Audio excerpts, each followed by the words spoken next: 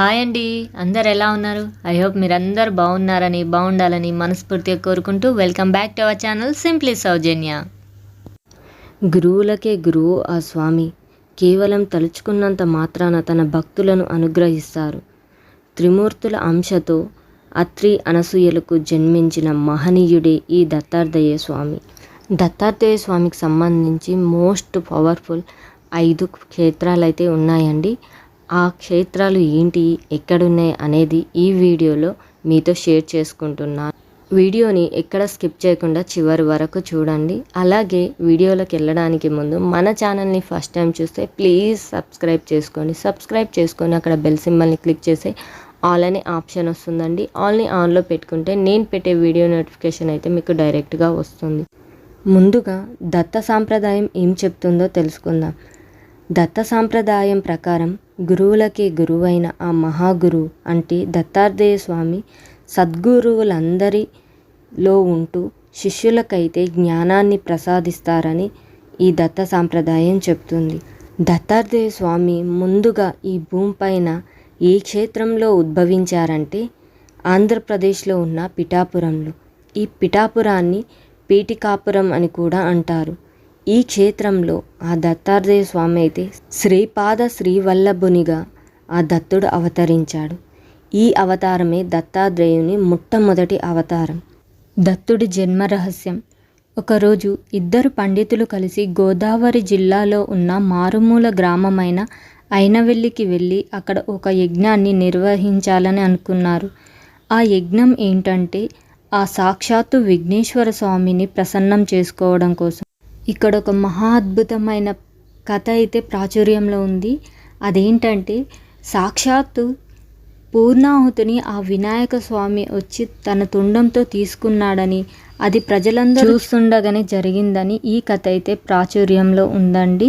అంతేకాదండి, సాక్షాత్తు ఆ విఘ్నేశ్వరుడే గణేష్ చతుర్థి నాడు శ్రీపాద శ్రీవల్లభునిగా వీరి ఇంట జన్మిస్తానని వారితో చెప్పడం జరిగింది. ఈ 2 పండితులలో ఒకరైతే శ్రీపాద శ్రీవల్లభుని యొక్క తాతగారు అని. ఈ యజ్ఞం పూర్తయిన తర్వాత వీరిరువురు కలిసి ఆంధ్రప్రదేశ్లోని పిఠాపురంలో స్థిరపడ్డారని 1320వ సంవత్సరంలో అప్పలరాజు శర్మ సుమతి అనే దంపతులకు వినాయక చవితి రోజు దత్తాత్రేయ స్వామి అయితే కుమారుని రూపంలో జన్మించడం జరిగిందని గురుచరిత్ర పారాయణంలో అయితే మనకు వివరించడం జరిగింది.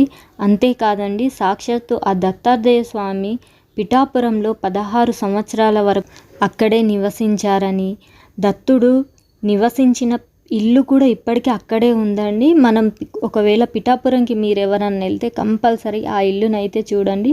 ఆ దత్తాత్రేయ స్వామి సాక్షాత్తు పుట్టిన తిరిగిన ఇల్లు అయితే ప్రజెంట్ పిఠాపురంలో ఉంది కదా. ఆ ఇంటినైతే శ్రీపాద శ్రీవల్లభుని మహాప్రస్థానంగా అయితే మార్చడం జరిగింది. కంపల్సరీ మీరు పిఠాపురం వెళ్ళినప్పుడు ఆ ఇంటిని అయితే చూడండి, చాలా బాగుంటుంది. ఇంకా పిఠాపురం వెళ్ళలేనండి, కంపల్సరీ ఆ దత్తాత్రేయ స్వామి అనుగ్రహం ఉంటే పిఠాపురం వెళ్ళినప్పుడు ఆ దత్తాత్రేయ స్వామి పుట్టిన ఇల్లునైతే దర్శించుకొని రావాలని నా కోరిక. కంపల్సరీ వెళ్ళినప్పుడు మాత్రం నేను ఖచ్చితంగా చూసి వస్తాను. మీలో ఎవరన్నా చూసి ఉంటే ప్లీజ్ నాకైతే కామెంట్ చేయండి అండి. పిఠాపురంలో అయితే కుకుటేశ్వర దేవాలయం అని చాలా శక్తివంతమైనది, చాలా ప్రసిద్ధమైంది. ఇక్కడ దత్తాత్రేయ స్వామి స్వయంభూ విగ్రహం అయితే ఉందని. ఎందుకంటే మనకి గాన్గాపూర్ వెళ్తే ఎలాగైతే మనకి నిజరూప పాదుకలు అయితే ఉంటాయో, ఇక్కడ పిఠాపురంలో అయితే ఆ దత్తాత్రేయ స్వామి అంటే శ్రీపాద శ్రీవల్లభ స్వయంభూ విగ్రహాన్ని అయితే మనం ఇక్కడ చూడొచ్చు. ఎక్కడైతే ఈ ఆలయం ఉందో ఆ ఆలయం కిందని అంటే భూగర్భంలో అనగాదేవి సమేత దత్తాత్రేయ స్వామి అయితే బంగారు ఆలయం ఉందని ఒక నమ్మకం అయితే ఉంది. ఇంకొక శక్తివంతమైన ఆలయం ఉందండి, అదే కుకుటేశ్వర దేవాలయం. ఇక్కడనే ఆ దత్తాత్రేయ స్వామి అంటే శ్రీపాద శ్రీవల్లభుడు చిన్నతనం మొత్తం ఇక్కడే గడిపాడని, అలాగే ఇక్కడ తపస్సు చేశారని కూడా చెప్పడం జరిగింది. ఇంకొకటి ఇక్కడ ఇదే గుడిలో ఉందండి ఆ దత్తాత్రేయ స్వామి స్వయంభూ విగ్రహము. అదేనండి శ్రీపాద శ్రీవల్లభుని యొక్క స్వయంభూ విగ్రహం ఈ కుకుటేశ్వర ఆలయంలోనే ఉంది. ముందుగా చెప్పాను కదా, దత్తాత్రేయ స్వామి శ్రీపాద శ్రీవల్లభుని అవతారంలో అయితే పిఠాపురంలో 16 సంవత్సరాల వరకు ఉన్నారని, 16 సంవత్సరాల తర్వాత పుణ్యక్షేత్రాలైన ప్రసిద్ధ పుణ్యక్షేత్రాలు ఉన్నాయి కదా మనకు, శ్రీశైలము, గోకర్ణ, కాశీ, వారణాసి, కురువాపురం, ఇవన్నీ దర్శించుకొని చివరిగా కురువాపురంలో అయితే స్థిరపడ్డారని శ్రీ గురు చరిత్ర పారాయణంలో కానివ్వండి, దత్తాత్రేయునికి సంబంధించిన గ్రంథాలలో చెప్పడం కూడా జరిగింది. మీలో ఎవరైనా గురు చరిత్ర పారాయణం చేసి ఉంటే మీకు అందులో కంపల్సరీ ఈ ప్రస్తావన నేను ఏదైతే చెప్తున్నానో దాని గురించి కంపల్సరీ ఉంటుంది. మీరు ఒక్కసారి గురుచరిత్ర పారాయణం బుక్ అయితే చెక్ చేయండి. అసలు గురుచరిత్ర పారాయణం చదివితే మనకి పూర్తిగా దత్తాత్రేయ స్వామి గురించి తెలిసిపోతుంది. ఆయన ఎలాంటి లీలలు చేశాడు, అసలు భక్తులను ఎలా ప్రసన్నం చేసుకునే వాళ్ళు, భక్తులను ఎలా ఆశీర్వదించేవాళ్ళు, వాళ్ళ కష్టాలను ఎలా తీర్చేవాడు, అన్ని గురుచరిత్ర పారాయణం ఒక్కసారి చదవండి, మీకు అయితే ఖచ్చితంగా తెలుస్తుంది. మీకు వీలైన వాళ్ళు సప్తాహ పారాయణం చేయండి. లేదంటే మనం భగవద్గీత ఎలాగైతే చదువుతామో అలా నిత్య పారాయణం కూడా చేయొచ్చు. అంటే రోజుకు ఒక అధ్యాయం. నిత్య పారాయణంకి ఎలాంటి నియమ నిష్టలు లేవండి. మీరు ఈజీగా భగవద్గీత చదువుకున్నట్టయితే చదువుకోవచ్చు. దత్తాత్రేయ స్వామికి సంబంధించిన మోస్ట్ ఇంపార్టెంట్ 5 పుణ్యక్షేత్రాలు ఉన్నాయి కదా, అందులో ఒకటి పిఠికాపురం గురించి అయితే ఇప్పుడు మీకు షేర్ చేశాను. ఇంకో 4 ప్లేసెస్ అయితే ఉన్నాయండి.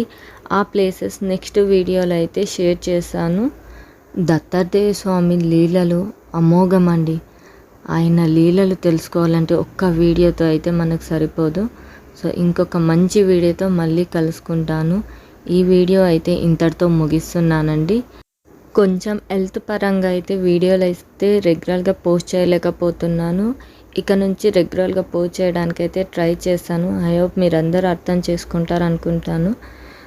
ఈ వీడియో నచ్చినట్టయితే ప్లీజ్ లైక్ చేయండి. లైక్ చేసి షేర్ చేయడం అయితే మర్చిపోకండి. ఉంటానండి. Bye bye.